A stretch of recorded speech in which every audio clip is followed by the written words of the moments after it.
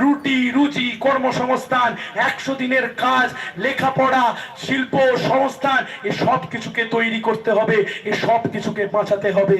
আর তা যদি বাঁচাতে হয় তাহলে আমাদের একটাই কাজ। কি কাজ? 1 তারিখ 4 নম্বর বোতাম টিপতে হবে।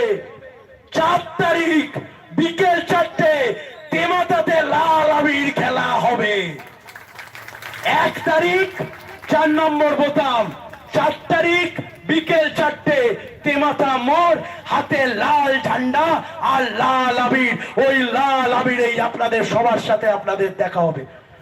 আমি আপনাদেরকে যে কথা বলবো, তমলুকেও লাল আবির উঠবে, দমদমেও লাল আবির উঠবে, শ্রীরামপুরে উঠবে, মুর্শিদাবাদে উঠবে।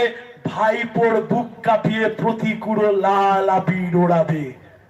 কেন বলছি হিম্মতের সাথে এই কথা?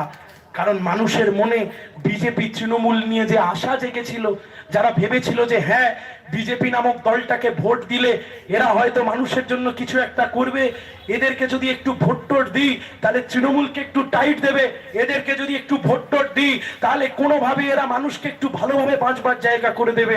আজকে মানুষের ভুল ভাঙছে, আর ভাঙছে বলেই আজকে গোটা বাংলা জুড়ে বামপন্থীরা পুনরায় নিজের নবজাগরণের ইতিহাস লিখছে, প্রমাণ করে দিচ্ছে। একটু দুর্বল হয়ে গেলে, বাড়িতে যদি ফাটল ধরে, অন্যের